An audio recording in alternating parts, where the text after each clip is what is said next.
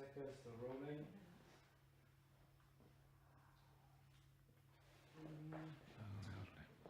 From the starting position, please, Tobias. Thank you.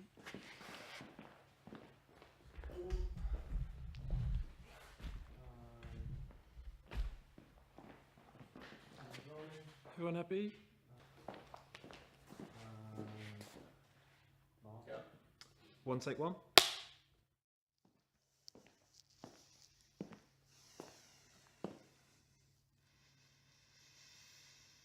A grievous blow has struck the ghetto. They are asking us to give up the best we possess. The children and the elderly. I was unworthy of having a child of my own, so I gave the best years of my life to children. I have lived and breathed with children. I never imagined I would be forced to deliver this sacrifice to the altar with my own hands. In my old age, I must stretch out my hands and beg. Brothers and sisters, hand them over to me. Fathers and mothers, give me your children. Yesterday afternoon, they gave me the order to send more than 20,000 Jews out of the ghetto, and if not, we will do it.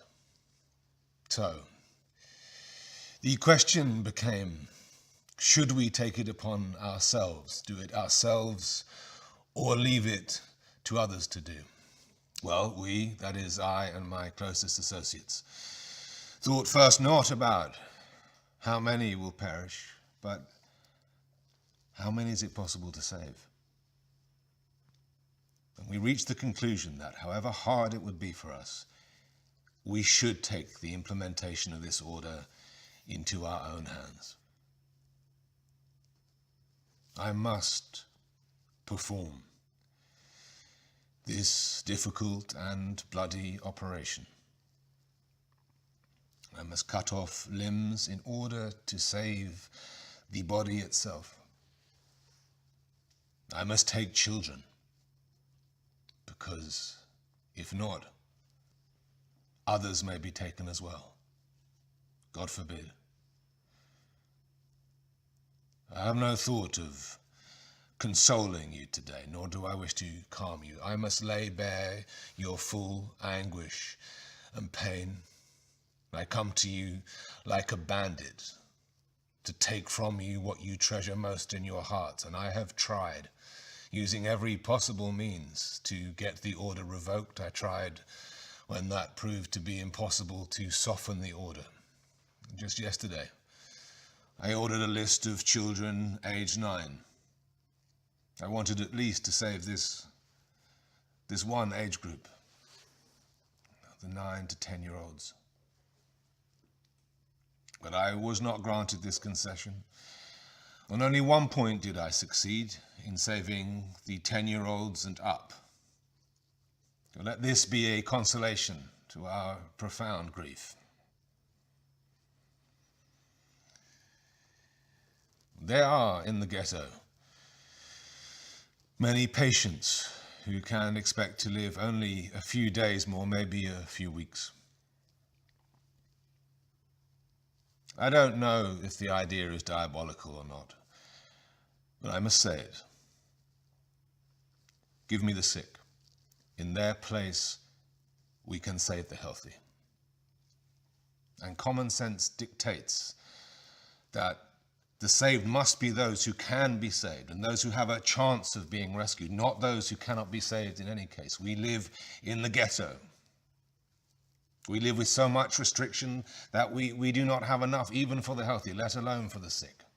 I mean, each of us feeds the sick at the expense of our own health. We give our bread to the sick. We give our meager ration of sugar, our little piece of meat, and what's the result? Not enough to cure the sick, and we ourselves become ill. Of course, such Sacrifices are the most beautiful and noble, but there are times when one has to choose. Sacrifice the sick, who haven't the slightest chance of recovery, and who also may make others ill or rescue the healthy.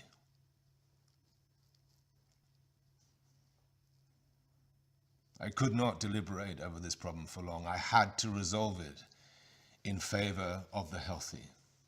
So in this spirit, I gave the appropriate instructions to the doctors, and they will be expected to deliver all incurable patients so that the healthy who want and are able to live will be saved in their place. I must tell you a secret. They requested 24,000 victims, 3,000 a day for 8 days.